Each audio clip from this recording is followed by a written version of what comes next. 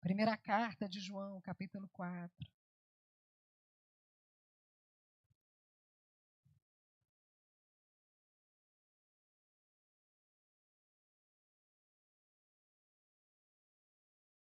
A partir do versículo de número 7, a primeira carta de João, capítulo 4, a partir do versículo de número 7.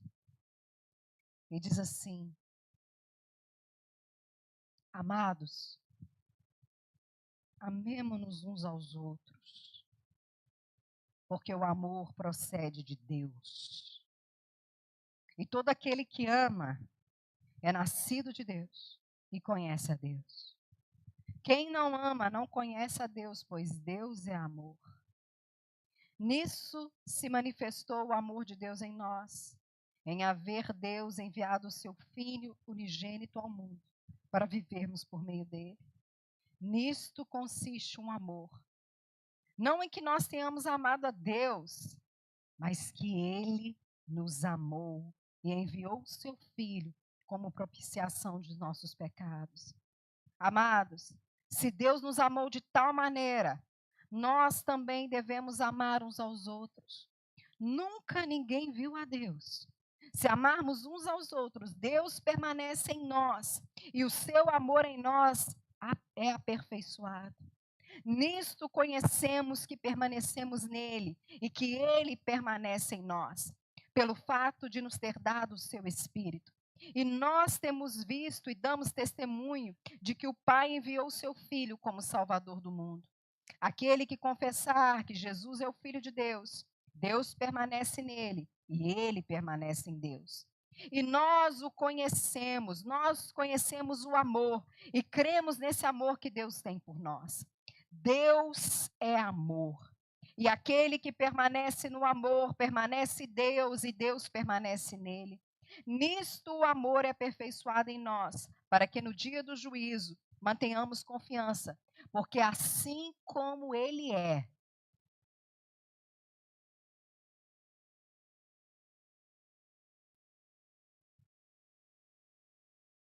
assim como ele é, também nós somos neste mundo.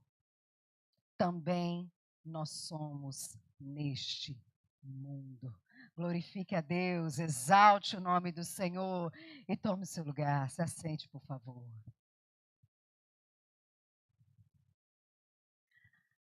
Nós estamos em obra, gente. Glória a Deus. Depois de um tempo de travessia, nós estamos em obras. E você já chegou nesse lugar e já percebeu que todo o clima na casa sugere que estamos num período de transformação.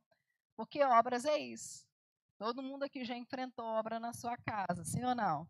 É um banheiro, é uma cozinha, dá até arrepio, não é uma cozinha, é um quarto, é algo que você precisa mexer e de repente você começa a mexer aqui e preciso mexer lá, e se não mexer aqui, primeiro não dá para mexer lá, e a gente vai entrando nesse processo de obras e é bom, porque as coisas começam a tomar forma daquilo que tem que ser.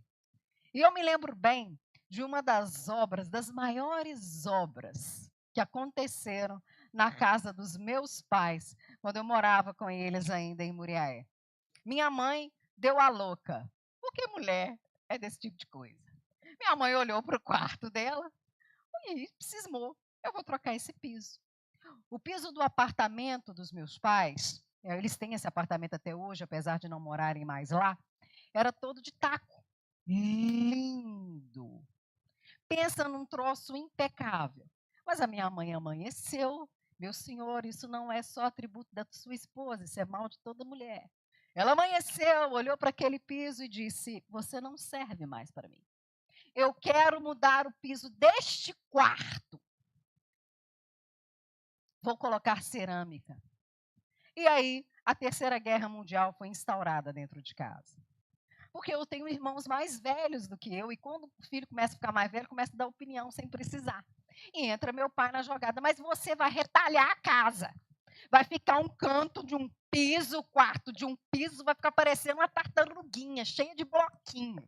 Para que isso? E minha irmã pelejando com a minha mãe, o meu irmão apoiando a minha mãe, e um bom marido titubeando hora com um, hora com o outro, vendo qual time que vai ganhar para ele ficar do lado. Teu marido faz isso? Pois é. Mas no final das contas, o meu pai foi um cara sábio. Ele deixou a minha mãe fazer o que ela queria. Senhor marido, deixa a sua mulher fazer aquilo que ela quer. Glória a Deus. Posso ouvir um glória a Deus? É juízo teu. É para manter o casamento de pé. Ela não é dona de casa, ela é dona da casa. Quem manda é ela. Se ela quiser recortar o negócio, deixa ela fazer. Pintar de amarelo com bolinha roxa. Ok? E o meu pai foi sábio. Faz aí, segura na mão de Deus e vai, que eu não quero nem ver. Manda só a conta para eu pagar. Só Jesus na causa. Mas quando arrancou os primeiros tacos, nós descobrimos que havia um mofo horroroso debaixo daquele piso. Minha mãe fazia anos que tinha uma tosse que médico nenhum descobria a procedência. Tomou todos os antialérgicos que vocês podem imaginar, todos os xaropes, tudo. E nós nunca poderíamos imaginar que debaixo daquele piso lindo, que merecia se entecar, tinha um mofo pavoroso. E quando o pedreiro tirou, ele disse: minha senhora, vocês estão inalando esse negócio aqui. Aí, gente, aquilo que não tinha propósito, ganhou propósito na hora. E a obra que era de um quarto virou a obra da casa inteira. Porque todo mundo abraçou o propósito e só deu, mas meus irmãos quebrando taco para acelerar com aquele negócio que nós estávamos inalando aquele trem. O propósito a gente passou a entender, abraçou e começou a cumprir. Pelo amor de Deus, nós estamos ficando tudo doente. Por mais que ela, de imediato, sinta o sintoma, todos nós estamos inalando esse troço verde instaurado nesse chão. O propósito da obra apareceu. E todos nós abraçamos esse propósito e cumprimos esse propósito. E por que eu estou te contando isso? Porque toda obra só faz sentido quando tem propósito. É isso que move a obra. É isso que nos leva a levar a obra até o final. É isso que nos dá força e condição de fazer o que deve ser feito, sem propósito e sem objetivo. A obra não faz sentido. E a obra de Deus no mundo, é semelhante a isso. A obra de Deus, ela tem propósito. Se nós nos perdermos do propósito, nós só vamos passar a vida trocando as coisas de lugar, enfeitando as coisas para parecer que elas são mais bonitinhas, mas elas não vão cumprir aquilo que elas precisam de cumprir, porque se perderam do propósito. O propósito de Deus é demonstrar o seu amor ao mundo, é salvar o mundo, curar o mundo, trazer qualidade de vida para mim e para você, vida da eternidade, que preciso te dizer, se completa lá, mas começa aqui e agora. Toda obra tem um propósito e nós não podemos nos perder desse propósito.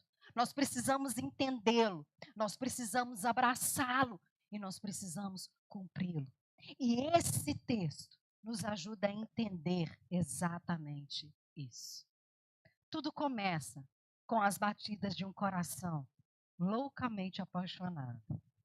Porque Gênesis 1 começa nas baladas de uma poesia muito bonita. E não existia e não existiria, pelo menos ao meu ver, linguagem mais apropriada de amor do que a poesia da criação. Porque o nosso Deus começa a criar o mundo com toda a sua beleza, com toda a sua excelência, para coroar a criação comigo e com você, a sua imagem e a sua semelhança. Quando nós lemos Gênesis capítulo 1 e 2, nós podemos ouvir as batidas do coração de Deus. um propósito de amor, cantado, ritmado, a fim de criar alguém, e ouça bem, do pó da terra, tão fraco, mas a sua imagem e a sua semelhança. Era eu, era você. Deus fez tudo calculado, tudo com a sua mão, mas tudo com o seu coração. Tudo começa pelo amor, na obra do amor.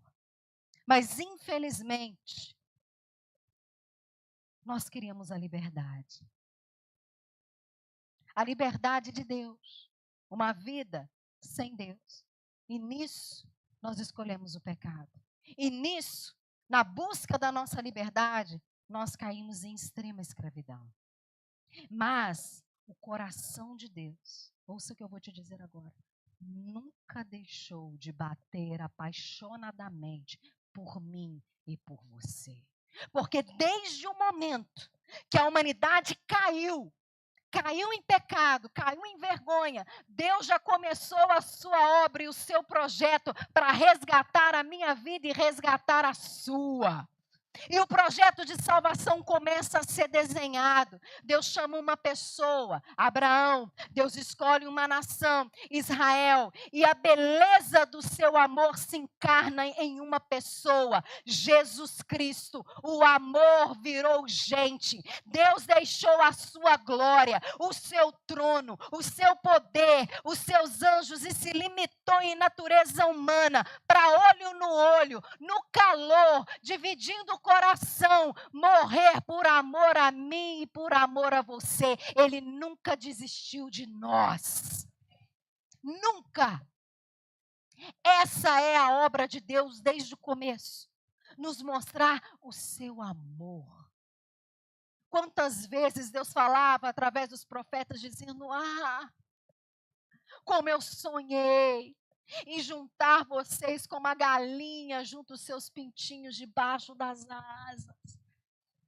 E Deus continuou nesse processo e foi até o fim, até a morte, até a última gota. Ele enfrentou a morte, o nosso maior inimigo, o nosso maior dano, por amor a mim e por amor a você. Por isso, nós precisamos entender o propósito dessa obra. O propósito de sermos igreja é saber que Ele nos amou primeiro. Todo o movimento que aconteceu de Deus para conosco. Todos os passos foi de Deus em direção a nós. Ele apaixonadamente tomou todas as providências, alinhou toda a história, calculou cada momento até Jesus aparecer. Tudo foi cumprido para que naquela cruz ele gritasse: está consumado. O que escravizava a minha criação não pode escravizar mais, porque agora, com a fé em mim, eles serão recriados. Uma nova criação está nascendo, uma nova humanidade está reluzindo, não mais na vergonha, mas no meu amor. E nós precisamos entender a obra, entender o propósito. Deus nos amou primeiro. Pastora, eu sei disso. Eu também sei. Mas a gente se esquece disso. Na caminhada da vida cristã, a gente esquece do preço que foi pago. A gente esquece do que Deus fez por nós. E a gente começa a achar que a gente é que faz muita coisa para Deus. Que a gente que é muito merecedor. E que Deus deve amar a gente muito, porque afinal de contas, a gente faz tanto por Ele. A gente ama Ele. No mínimo, Ele tem que fazer tudo aquilo que eu quero e me amar de volta. Nós precisamos sempre ter em mente que Deus nos amou primeiro. Quantas pessoas ainda vivem na escravidão, mesmo na vida da igreja, porque não conseguem entender que você foi caro, você custou caro. Deus fez tudo por amor a nós, porque só Ele dava conta de fazê-lo. E Ele cumpriu todo o propósito por amor a mim e por amor a você. Mas nós precisamos abraçar esse propósito. Porque nessa grande obra, Jesus se torna o nosso libertador. Ele é o objeto da nossa fé. Nele nós cremos, mas ele também é o modelo o qual nós devemos seguir. Ele é o modelo que nós devemos seguir. Conhecer a Deus de fato é ser assim como ele foi. É olhar para Jesus e crer que a partir do que Ele fez por nós, nós podemos seguir a mesma vida que Ele levou. E que vida Jesus levou? Jesus levou uma vida onde Ele amou as pessoas até o fim e serviu as pessoas até o fim.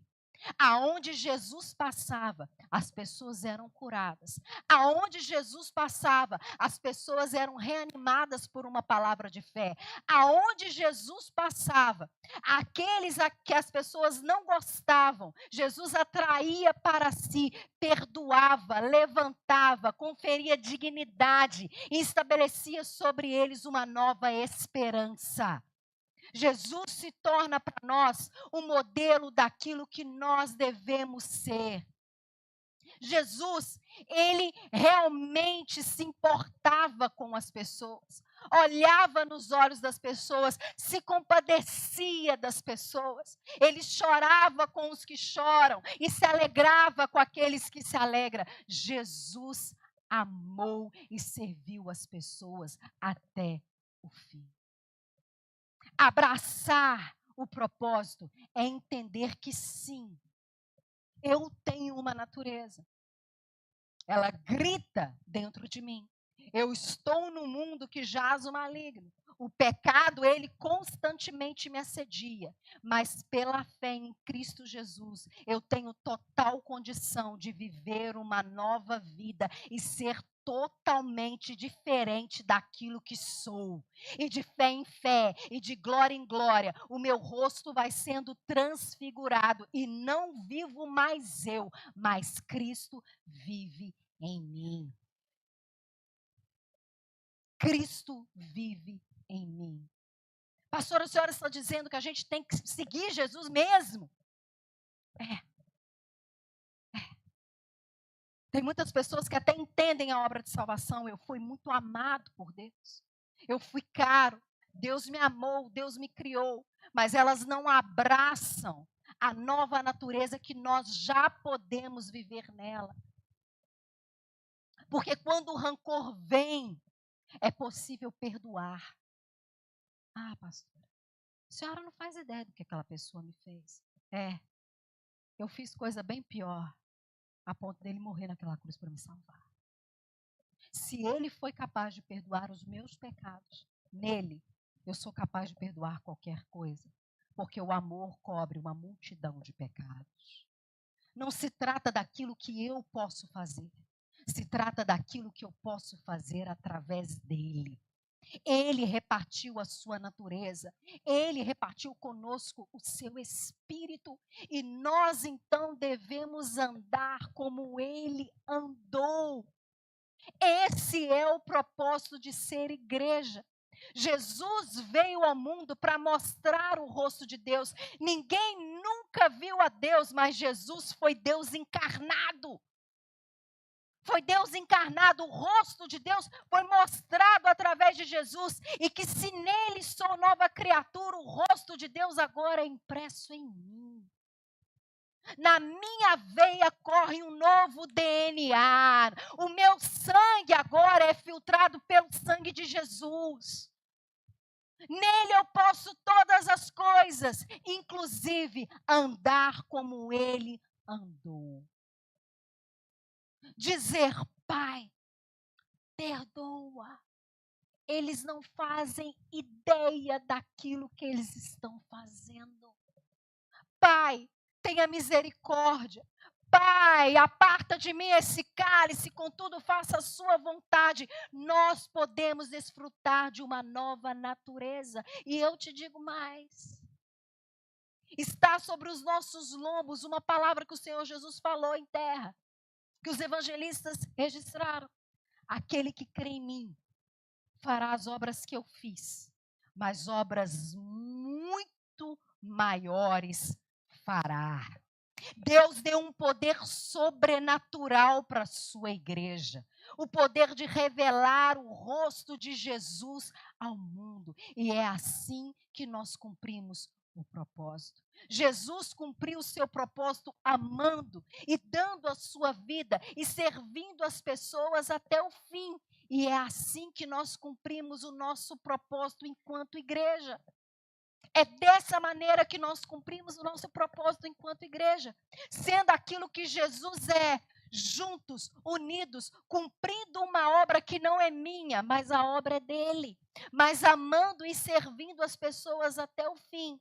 E deixa eu te explicar o que João explicou para mim. O que é o amor? O amor. O amor na nossa sociedade, ele vai e ele vem. Flui igual um rio. Só que para João, nessa carta, o amor são palavras, mas o amor são ações. Ele diz assim: filhinhos, não amemos só de palavras, mas amemos de fato e de verdade. O verdadeiro amor lança fora todo medo. O verdadeiro amor não tem medo de se doar para as pessoas, porque não tem medo de perder a própria vida, porque sabe que aquele que perder a sua vida por causa de mim vai encontrá-la. Mas aquele que preservar a sua vida vai perdê-la. Amor significa ações. Amor é lavar vasilha, meu amado. Amor é varrer a casa. Amor é dizer eu te amo. Amor é olhar para um irmão e falar o que você está precisando que eu vou fazer por você. Amor é você estar estrupiado, cansado, machucado. Mas dizer para a pessoa, eu estou aqui, o que você precisa de mim? Eu faço por você, porque quanto mais eu sirvo, mais com Cristo eu me pareço e nele eu sou renovado. Gente, isso é um mistério. Foi o jeito que Deus escolheu nos salvar. Se reduzir, gente, a isso aqui. Virar um neném. E já disse aqui, e o pastor Felipe não está aqui. Deixar uma mulher amamentar ele, trocar cocô. O rei do universo, sabe a estrela que está lá no céu? Ele que pendurou lá. Vocês entendem o como ele se reduziu por amor a nós?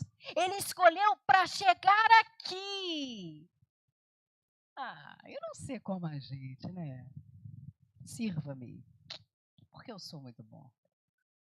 Chegou aqui e tomou forma de servo. Lavou os pés dos seus discípulos. Amarrou a toalha na cintura. Se fez como o menor de todos, porque ele acreditava que o caminho da submissão levaria ele para a maior glorificação, que é o reconhecimento diante do Pai. Foi nessa loucura que Deus quis nos salvar. E é nesse caminho que cumpre a igreja seguir. É isso que é ser igreja. Se nós fugirmos do propósito dessa grande obra, a gente vai ser um ajuntamento de pessoas que não tem nada para fazer, principalmente no domingo, e que se reúne para cantar umas músicas que não fazem sentido absolutamente nenhum. Que a gente é mal, não é nem um clube filosófico, nem uma ONG, nem um Lions Club, a gente não é nada.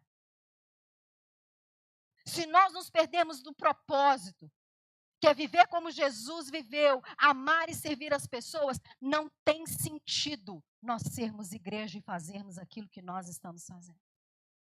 Ser igreja não é mudar o mundo através de slogans perfeitos, de marketings perfeitos. Ser igreja é cumprir ações conforme Jesus fazia. A resposta do mundo, sabe aonde está? Aqui, ó. Em mim, em você. Eu sou o rosto de Cristo no mundo. E esse rosto vai sendo impresso em mim como igreja. Eu sou igreja. Mas nós não podemos nos perder desse propósito. Do propósito do amor. Do propósito de amar as pessoas. Amar é difícil muito. A gente prefere viver de ações, de eventos. Mas o apóstolo Paulo fala na carta de 1 Coríntios, capítulo 13, da seguinte maneira: se eu não tiver amor, eu vou ser como o sino que faz o barulho. Blim, blim, blim, retine. Pensa num sino barulhento. Mas eu não sou nada. O que Paulo está dizendo para aquela igreja é o seguinte: vocês têm muitos dons espirituais. Vocês se reúnem, e gente, se vocês for olhar o nível da igreja de Corinto, era uma mega church, que agora essa palavra está na moda, né? Então deixa eu usar ela. Uma mega church. Eles tinham tudo que aparentemente uma igreja poderosa tinha, mas o apóstolo Paulo fala: vocês fazem muito barulho, mas se não tem amor, não tem nada. O amor, ele não cresce para cima das pessoas. Ele não tem soberba. O amor não inveja. O amor não cria contenda. O amor não é maledicente. O amor não é fofoqueiro. O amor cobre o pecado das pessoas, vê os defeitos das pessoas e defende a fraqueza delas. O amor, ele jamais acaba. No final de todas as coisas, o apóstolo Paulo diz lá naquele capítulo lindo, capítulo 13 de Coríntios, da seguinte maneira: olha, no final vai sobrar a fé, a esperança e o amor, mas de todas elas, o único que permanecerá é o amor, porque o amor é uma pessoa. O amor é Jesus. O amor virou gente. O amor teve propósito. O amor deu propósito para a minha vida e para a sua. O amor fez de tudo para nos salvar. O amor nos deu poder de viver como Ele é. E nós não podemos nos perder do propósito. Porque se formos a igreja do amor e do serviço, ninguém vai poder nos impedir. Ninguém vai poder nos parar. Ninguém vai poder fazer com que a nossa fé esmoreça, porque nós estaremos firmados na pessoa do amor. É por isso que nós somos igreja. Ser igreja não é participar do ministério infantil. Participe do Ministério Infantil, inclusive estamos recrutando pessoas. E do louvor também, e do resto também, gente, senão vai ter briga com os líderes comigo depois do culto. Não se trata só disso. O apóstolo Paulo diz ainda no capítulo 13 que eu posso entregar o meu corpo para ser queimado no fogo. E nada disso adiantará, não se trata de cumprir tarefas. As tarefas sem propósito, elas não são absolutamente nada, mas quando tem o propósito. Quando o coração de Deus embala no nosso coração. Pode ser na porta, pode ser com as crianças, pode ser servindo a ceia, pode ser cantando aqui. É impossível as pessoas permanecerem da mesma maneira. Porque elas olham para nós e elas sentem na carne, na pele, que existe algo sobrenatural nas nossas vidas. E como disse, a resposta para o mundo somos nós. A resposta para a igreja, gente, não é governo nenhum. A igreja proclama o reino. Nenhum governo humano é capaz de fazer aquilo que Jesus fez. A salvação do mundo está em mim e está em você. Nós não podemos nos perder disso nunca. Porque no dia que nós nos perdemos disso, além do que fazermos não ter sentido nenhum, E de você sair do seu ministério chateado, desgastado, querendo matar o irmão. Se o diabo puder levar, eu pago frete. Estou mentindo? Quem nunca pecou, por favor, atire a primeira pedra. Se nós nos perdermos do propósito, nada do que fazemos adiantará. E essa obra se findará. Porque nós mesmos vamos acabar com ela. Sabia disso?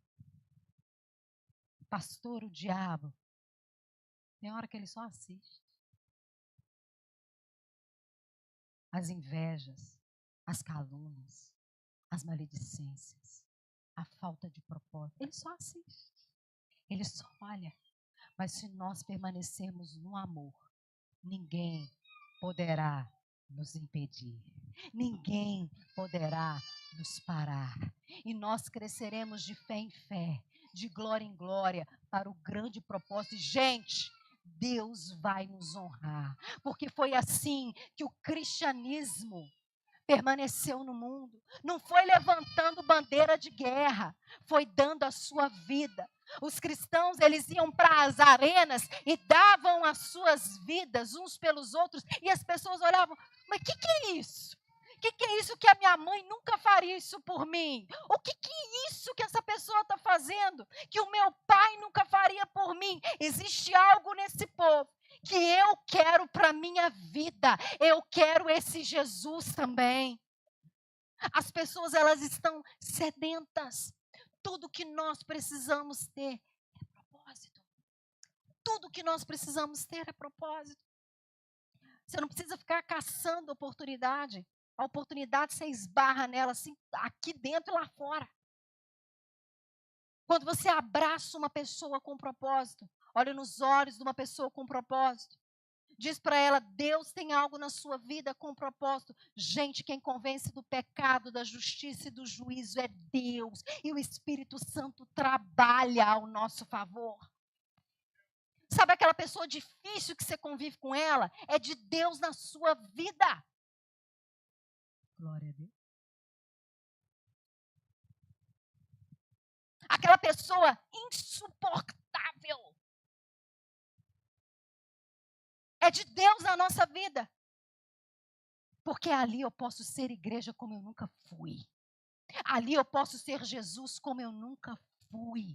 Ali a natureza de Deus pode gritar mais em mim. É uma oportunidade para eu glorificar o nome dele e ser como ele é.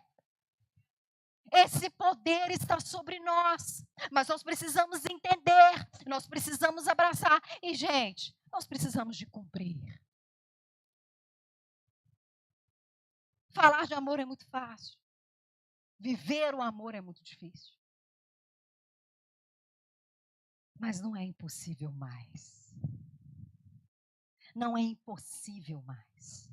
Porque nele nós podemos todas as coisas. E eu creio que essa obra, e eu subi aqui hoje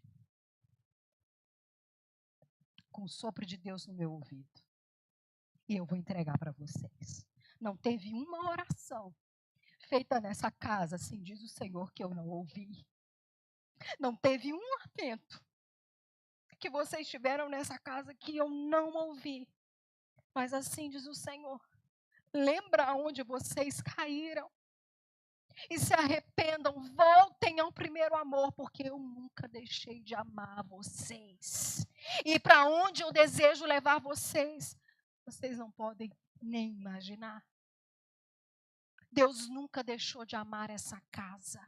Deus nunca deixou de amar essa igreja.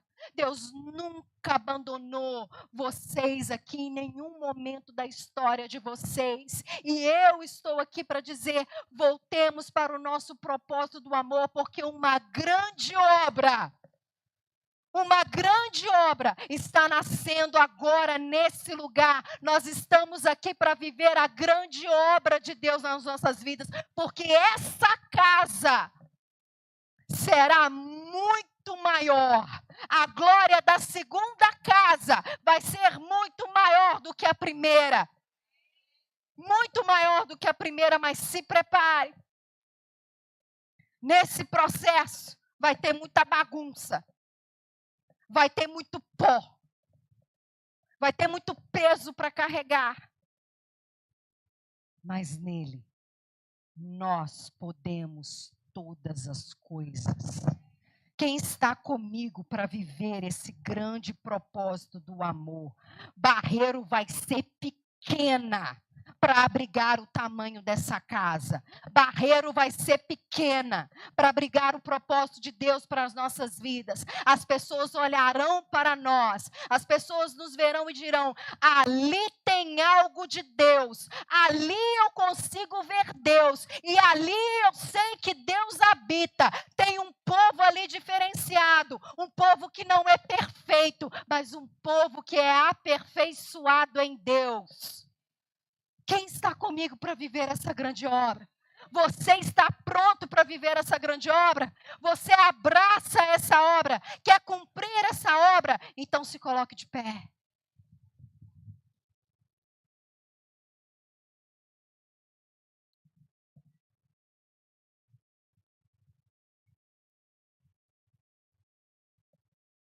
Vai fechando os seus olhos.